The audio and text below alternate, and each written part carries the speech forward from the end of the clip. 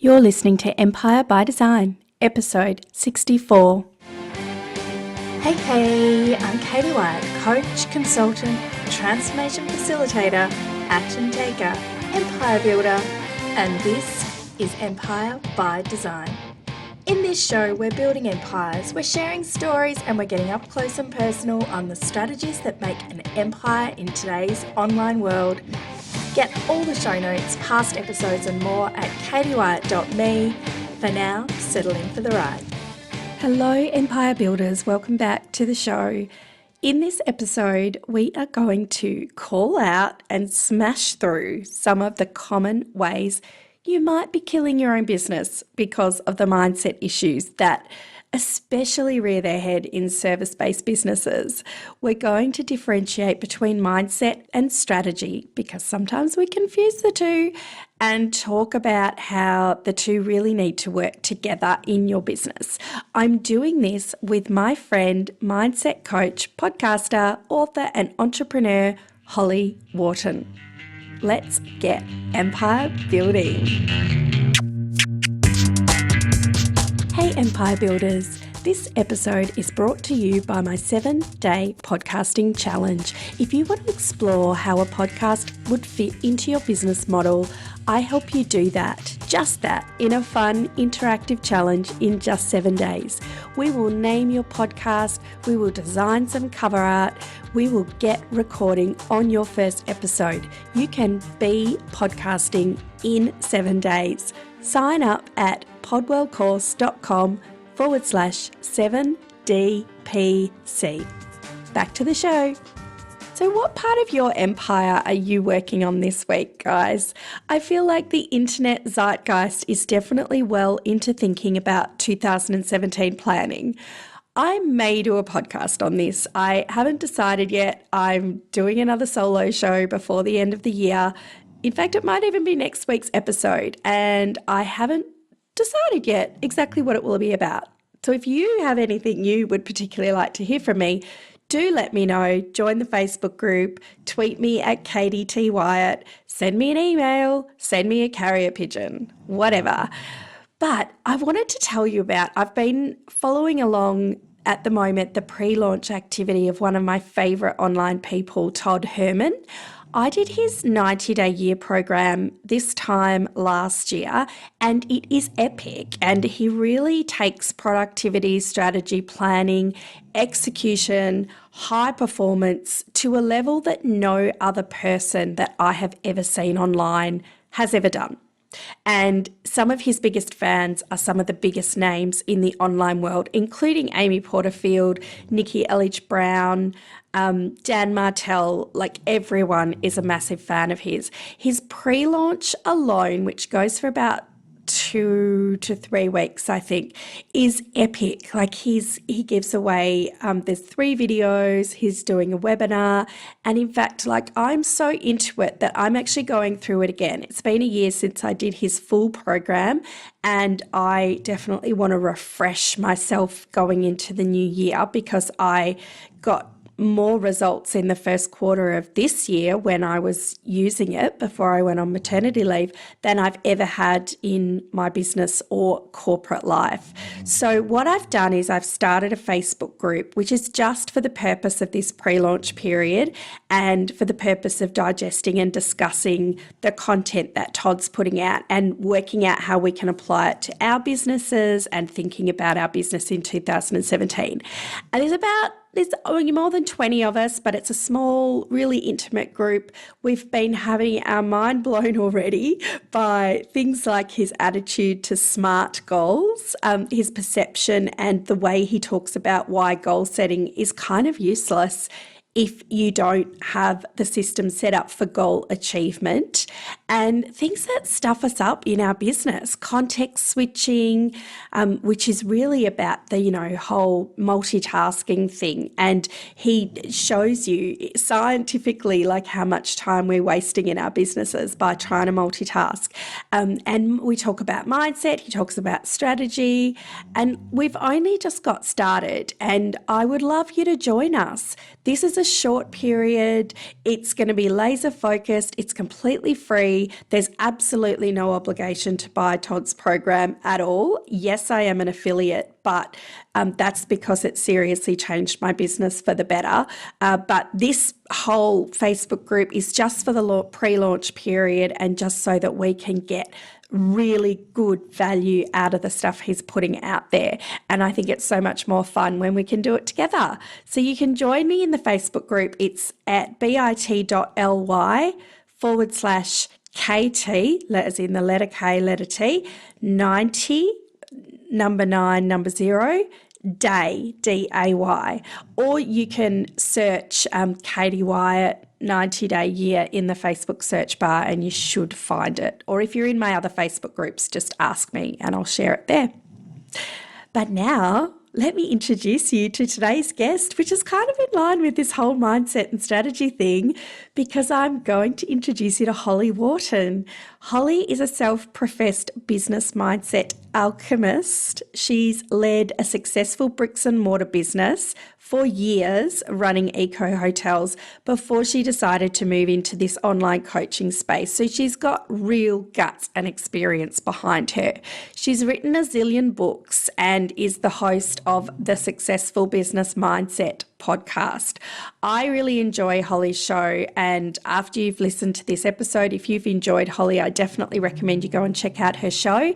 And I had the best time diving into mindset with her, and particularly intuition and how we can be more attentive to our intuition to get more success in business. Because at the end of the day, we're building empires. We want success in business. So may the empire building begin. Hello, Holly. Welcome to the podcast. Hello, thank you for having me. I'm so excited, and all respect to you for staying up at midnight. Whereabouts are you? I'm originally from California, but I live in the UK, so yeah. Usually, us Australians normally have to bend around the Northern Hemisphere's timeline, and so I'm feeling, all respect for you for kind of doing it at an awful time, but it's so fab to have you. I'm so excited, and I'd love to kick off by saying, if we weren't talking right now, and I think I know the answer to this, what would you be doing instead? Getting ready for bed.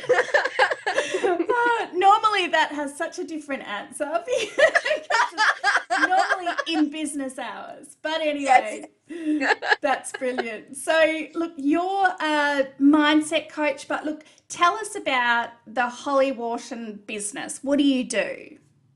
What do I do? So I work with women entrepreneurs who are feeling stuck and frustrated because their business isn't working. And from my experience and from the experience of people that I've worked with, oftentimes it's the mindset stuff that's keeping people stuck. So I work with them to identify what are the mindset blocks and the fears and the limiting beliefs and the stuff that's keeping them stuck. And I help them to release that using a technique called Succes, which helps you to transform your beliefs at the subconscious level using muscle testing and other stuff. Oh, okay. That sounds interesting. So tell me more, first of all, about the mindset stuff, because I feel like it was something I was completely unaware of until I started my own business. Mm-hmm. And then suddenly, it casts a whole new lens across your entire life experience. But I'd love to hear, what are the most common ways that you see mindset show up for women in business, particularly women in the service industries like coaching? Mm-hmm. Yeah, I'd say some of the biggest blocks that I help people with are lack of confidence, low self-esteem, low visibility due to the previous things, low self-worth, just lots of stuff around self-value and fear of putting yourself out there because of all this stuff that's going on. So those are kind of the biggest things. And those are the things that keep entrepreneurs stuck. Because if you're not being visible and you're not putting yourself out there, you're not marketing your business, no one's going to see you. So true. And so, do you find that it normally takes people a while to kind of cotton on to the fact that it might not be bad luck, Hmm. or it might not be, I don't even know, like just, oh, well, it's not socially acceptable to do that. But actually, well, Mm. no, it's actually more about what's going on inside you, because it can take a while to work that stuff out, don't you think? Yeah, yeah. I mean, it took me forever to figure it out that that was my big thing because I've been in business since 1999. My first business that I ran for 10 and a half years was completely different. Um, but I had no problems. It was when I quit that business and started a new business as a coach that all of my stuff came up. And I was really confused because I was like, well, I've got 10 and a half years of really solid business and marketing experience, Mm. particularly online marketing experience. So what is my problem? It's clearly, not the right strategy or not the right this or not the right that. And it was like trying all these things. And then I realized it was my stuff that was holding me back. And I came to that conclusion as a result of training in Psych K for personal stuff that I wanted to work on. And that was when I kind of opened up the whole can of worms and all the other stuff kind of popped up to the surface. And I was like, oh, I have so much stuff that's holding me back. Mm. And so, what was your other business? My first business was, as I said, completely different, eco hotels in Southeast Mexico. Oh my goodness, that sounds awesome. It's a really, my ex-business partner is still running it. It's a really, really beautiful part of the country. Cabins in the middle of the jungle by the sea, really just amazing, intense nature, no electricity, it's all candlelit. Yeah, very, very rustic and beautiful and just kind of back to nature in a really exotic sense. So that was an amazing experience. And a big part of the hotels was our holistic spa. And that was where I kind of got into the whole alternative therapies and treatments and really got into that side of health and well-being. So I guess kind of makes sense that from there I kind of followed on into training as a coach and then Psych K and other well-being Yeah. stuff. Yeah. Wow. And so, Psych K, tell us a bit Yeah. more about that. That is a technique that's been around since the 80s. It was created by a guy named Rob Williams in the States. And I originally found out about it through a friend of mine in Argentina, where I used to live. And he recommended it to me for some personal stuff I was dealing with that just wasn't shifting with anything that I was trying hypnotherapy and I was trying this and that, and nothing was working. And he was like, well, I just trained in this thing called Psych K. I think it's amazing. Try it. So I went to see a facilitator, didn't have the greatest experience. And he was like, what you need to do is just train in it. Just do the basic workshop. And I was like, okay. So I really, really resisted it. I remember at the time, talking to my husband, and I was like, okay, I'm going to do it, but I'm really not looking forward to this. And it was like all of a sudden something shifted and I started getting really excited about it. Did the basic workshop and it's just 2 days and it's such an easy process.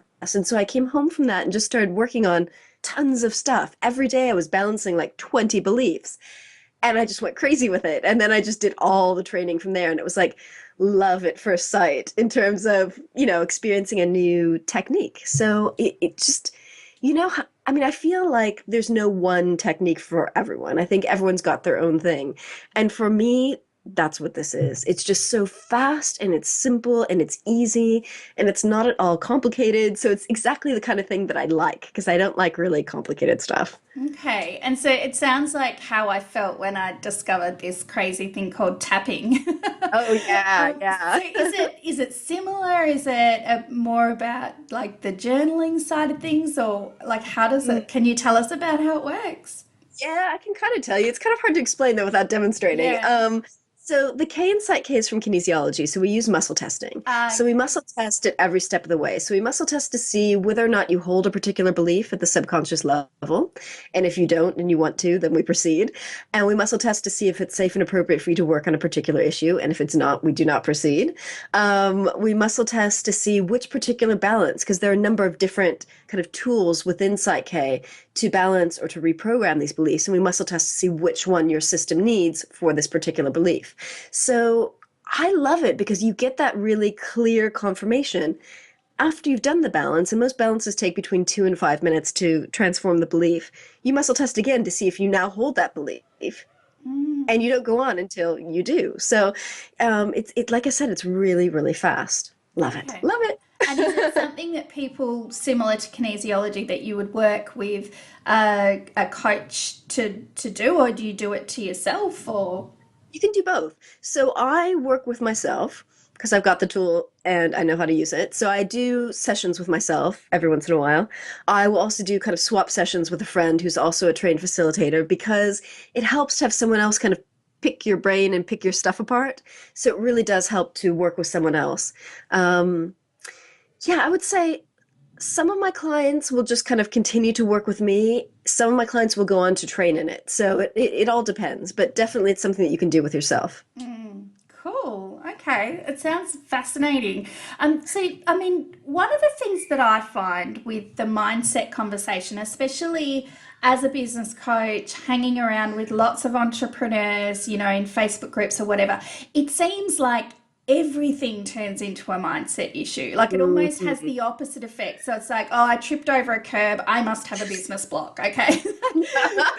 So how do you know, like, how do you actually know that something is a mindset issue versus it is something like a bad strategy or it is Mm. something else entirely? Well, I'm really good at taking action, and my business coach always reminds me of that because she knows that I'm not always good at remembering it. Like I always feel like I need to be doing more and more and more. But the reality is, I am good at taking action, and I take tons of action in between, calls with my coach. So if I'm taking action and something's not working, I will stop and say, okay, is this a strategy thing? Do I need to try something else? Or is it a mindset thing? That's something I could muscle test on using muscle testing. But I also have a really well-developed intuition, so I can kind of tell in my gut where I should be going, like what's not working and or what I need to try. Um, so yeah, it's kind of a equal parts gut feeling and, when in doubt, muscle test on it. Because muscle testing usually tends to confirm that kind of gut feeling for me. I love that you've mentioned the intuition actually, because I was just Mm, listening the other day to the podcast episode you did. It was a solo show about yep. intuition, and you shared some really cool tips on how we can all kind of begin to, I suppose, exercise that intuition muscle. Mhm. What are some of your top tips for that? Well, it's so interesting because that episode came as a result of a recent book that I wrote on business intuition. And I wrote the book because I realized that intuition has become so important in my life, but it used to be horrible. It was awful. Like I was so out of touch with myself. So if I had had this book and those tips years ago, my God, I would have like made this whole process so much easier. So I would say, I mean, I share so many different tips in that book to help people figure out what's going to work for them because I think different people have different paths to connecting with their intuition. But anything you can do to kind of quiet down, connect with yourself. I mean, I do things like gratitude lists, journaling. I love spending loads of time out in nature. I spend many hours walking in the woods or just sitting still in nature. Um, just kind of anything that helps you to go within. It could be listening to guided meditations or doing meditations on your own or any kind of activity that gets you into flow. Like it could be, running on the treadmill at the gym or some other kind of repetitive activity or exercise. It could be cooking for some people.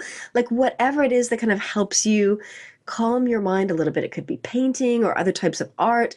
That kind of stuff all helps you reconnect with yourself and calm your mind to a place where you can really start to listen to your intuition and give it space to speak up. Yeah, isn't it funny? Like all of those things you mentioned, they just sound delicious. Like they sound like, Hmm. well, who wouldn't want to walk in nature and quiet the mind and write gratitude lists? Yet we don't, like it's kind of hard to make ourselves Yeah. get into that habit. Like, why do you think that is? Because I think it's something that like we place so much value on doing stuff. So it's either like the marketing stuff or the business stuff or the emails, but like doing stuff that you can like tick off your list. And I think a lot of us don't put the self-care and the quiet time on our list of things to do. I block out time in my calendar. Like in my Google Calendar, I have a recurring thing where I block out time for my morning exercises, which are kind of like meditation. And so I've got that time blocked in my calendar. But if I didn't, it wouldn't happen. So I Yeah. think you've got to stop and realize, if this is something that you value, to give it the time and space that it needs and make sure that nothing kind of gets booked on top of it. Yeah, I'm into that. And so, Holly, you're a podcaster, and it's Yeah. it's kind of how we found each other, really. And I have listened to your podcast. I think it's fantastic. Well, tell me a Thank bit you. about your podcasting journey. Like, why did you Mhm. start? How long's it been? All of that good stuff. I released my first episode in August of 2013. Wow, you're like Yeah. old girl at podcasting. I love that. And I did it because I couldn't find the podcast that I wanted. Very few women were podcasting back then. And when they were doing a lot of kind of mixed interviews. So the first podcast I listened to was Natalie Sisson's Succes Entrepreneur. Mhm. Love that podcast. Love it to this day. But she interviewed a lot of men on that podcast. And I found that I really kind of preferred the episodes where she was talking to women. And I thought, oh, I want to find a podcast that just interviews women because I like those stories. That I can relate to them better. And so I started looking and I started asking people online and, how can I find this podcast? And people were like, I don't know of anything like that. So I thought, well, okay, I guess I have to do it. So that was the inspiration for my podcast. And the interesting thing is that since then I've noticed so many other women started their podcast like right at the same time. It was like this collective consciousness of women said, there's a gap in the market. We must all do this. So I think it's fantastic because there's so many more women out there podcasting now. And I think women are natural at podcasting because we're so good at connecting with each other. Oh, so true. We need to talk and share and connect Mm. and work things through in conversation. I think, but I don't interview a lot of men on my podcast. I reckon I've probably had three in almost 2 years. And the last guy I interviewed who teaches podcasting like I do said to me, oh, it's usually the other way around because I said to him, this is unusual having a boy on my podcast. And he was like, oh, wow, that's a change. It's like, it is still kind of a male dominated field in a lot of Mm. ways, but I think it's just awesome that so many women are doing it. So Mm. have you seen, because it sounds like you started it because it was the podcast you wanted to listen to, and it's kind of Yes. similar to my experience, but how has it sort of transformed or brought benefits to your business? Well, the podcast itself has transformed a lot this year because it started out as it was always a weekly podcast, but it started out as just interviews. And this year, I kind of, to be honest, I kind of got tired of chasing people up to be a guest. Like I had this whole spreadsheet of women that I wanted to talk to, but it was like getting so tiring, always having to have that, group of people kind of in the pipeline. So I thought, how could I mix this up? So I started doing 2 interviews a month, one solo show, and one co-hosted episode with my friend Joe Casey, who's another podcaster. So that's really kind of mixed it up on the podcast, and that's made it so much more fun. And I think it was kind of the change that I needed. But in terms of what it's brought to my business, it's been I've gotten clients from it. I've helped my guests get clients from it. But above all, it's been a great way to connect. It's a good excuse to just talk to people Mm.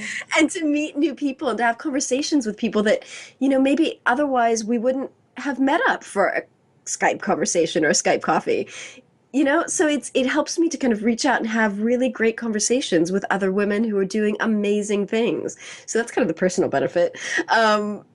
And like I said, clients have been had on all sides. So I don't know, I love it so much. Yeah, me too. I'm utterly obsessed with the platform, and I agree. I think that connection thing, especially for somebody new in business, it's a really good way to connect with influencers or leaders in your Mm. industry because people are still pretty open to saying yes to most podcast Mm. interview requests. I don't think that'll remain forever because there's so Yeah. many more podcasters, but it is a Mm. really good time for that. It is, and that's so true what you said about being able to connect with influencers. I mean, last week, speaking of midnight podcasts, I just interviewed Denise Duffield Thomas for the second time for my Oh, podcast, isn't also at she midnight. divine? I I love love her, and I've her. met her in person a couple of times, so I love her, and she's another mindset person, so I love her to death. But I wouldn't be able to just call her up and be like, hey, let's have a chat.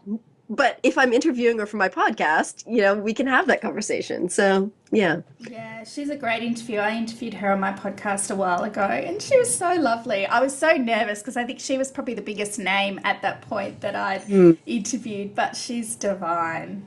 yeah, I love her. And so, what is your favorite podcast at the moment that you're listening to? Oh, so many. Let's see. I still love Natalie Sisson's Succes Entrepreneur podcast. But there's so many that I listen to. I kind of go through waves in podcast listening because I started listening to podcasts when I was going to the gym, and then I kind of quit the gym to start doing kickboxing. So then I got off podcast for a while, and now I'm, kind of getting back into it. So I love. Speaking of Denise Duffield Thomas, you know how she does her videos and she's turned those into a little mini podcast. I Yes. love those because I hate watching videos, but I love her, so it's a great way for me to get her Yeah. stuff. I love Joanna Penn's Creative Pen podcast. So that's a kind of writing and self-publishing podcast, Mm. which is great because I've really gotten into writing and self-publishing this year. I love, what else do I love? Amanda Cook's Wellpreneur podcast. I love your podcast. I love Amy Porterfield's podcast for Online Marketing Made Easy. She podcasts about podcasting. Yeah. Yeah, I That's a think those are the great ones that, list. It's a great list. I yeah. haven't heard of Creative Pen, so I'm definitely going to check that out. I've listened to all of the others, though. They're all great. And so, is there one like book or person who you feel has significantly impacted the way that you do business? Mm. That is an excellent question. And the first person that I thought of when you mentioned that question was, again, I hate to say this, but Denise, because I love her Get Rich Lucky Bitch book. It's Mm, so full of practical tips on money mindset stuff. And money mindset affects your business mindset. And she goes so in depth into the specific area of money mindset and helps you dig up your stuff in that area. And I find that to be really, really, really useful. mm. I mean, you've talked about you sort of were running this very different type of business before, and now you're doing what you're doing, and your whole, I guess, that journey of mindset has, it's been your own journey. Like, Mhm. was there one thing in particular that happened in your life that made that shift, or has it just been that process of being in business is such a personal development process that you can't help but become more aware? Yeah, I think it's more that. I mean, when I ran my first business, it was very much kind of the practical run the business thing, and I wasn't aware of any mindset stuff at all. I mean, I was running a business with a business partner that I wasn't totally aligned with, and so I kind of really got out of touch with myself during that period. Those first 10 years of business were like, no. So it wasn't until I trained as a coach and then later as a Site K facilitator that I started really getting into the personal development stuff and really just becoming aware of my stuff and working on it and transforming it and using my business to dig up stuff that I wasn't aware of. Because being a solopreneur was that what did it for me. It just kind of helped all that stuff bubble up to the surface. Yeah, gorgeous. So I sort of believe, I suppose, that in this entrepreneurial life, we can't, always we have lots of great days when we feel like we're rocking everything and everything just works. And then we have those other days where nothing works and we're ready to give it all up. So I'd love to know, when you're having one of the crappy days, what are some of your go-to rituals or routines that help bring you back into flow? Well, it depends on how much time I have. Psyche has this really great process. It's not one of the balancing things, but it's a part of one of the balances called the whole brain posture. So that's where you just sit in a chair, rest one ankle on top of the other, put your hands straight out in front of you like you're going to dive into a pool. Put one wrist on top of the other and kind of make a fist, and then you can either sit with your arms straight in your lap or crossed up. I've got a YouTube video on this if that made no sense. But what that does is that kind of it's creates a whole brain state where your left and right hemispheres are working together equally, and it helps you relax at a very deep level. And so if I just have 2 or 5 minutes, I can sit like that and it just completely relaxes me and helps me feel so much better about everything. But if I have more time, I will go for a walk in the woods because I live in a really small town that's surrounded by forests, and I've got a forest that's 7 minutes from my front door. So, Oh, how and cool that's is that? walking. 7 minutes walking from my front door. So it's great because I can get out into nature really, really easily. So that's my preferred method if I've got more time. Oh, I love that. I love both of those tips. Thank you. Holly, thank you so much. It's midnight over there, but you're not sleepy at all. You've been awesome, an awesome guest. So how Thank you. can people find out more, connect with you if they would like to? Well, they can visit my website, which is hollyworton.com, and that's Worton. And there I've got all my links to everything. I've got links to my YouTube channel, my Facebook page, Twitter, all that stuff, podcast, everything that I do. Brilliant. Awesome. Thank you. Go to bed. Sleep well. Thank you. Thanks for listening, everyone. I hope you enjoyed getting insight into Holly's empire and really just learning about mindset and intuition, or a little bit more about it. So I really like what Holly said about visibility being marketing. And if we're not visible, then we're not marketing our business, because it's so true. And there's so many ways that we can be visible in our business, and just as many mindset issues that are going to sabotage us doing so. So my challenge to you this week is, how will you be more visible in 2017? Perhaps it's with a podcast and you should take my 7-day challenge. Perhaps it's being interviewed on podcasts and you should listen to my last episode about pitching podcasts if you haven't already. Perhaps it's sharing more selfies or writing more personal posts. Whatever you're going to do, have a go. Let me know in the Facebook group, or even better, join the group that we're doing for the 90-day year, which is only up for the 90-day year. So if you're listening to this episode after December, then it's not going to be available anymore. So you can just come to my normal Facebook group at bit.ly/Start Grow Thrive. But if you want to be part of the 90-day year pre-launch with me, and let's get super clear about how we're going to smash goals in 2017, it's bit.ly/KT90day. Speak to you next week. Hey, we've loved contributing to your empire building today. Please share us with a fellow empire builder so that we can help them too.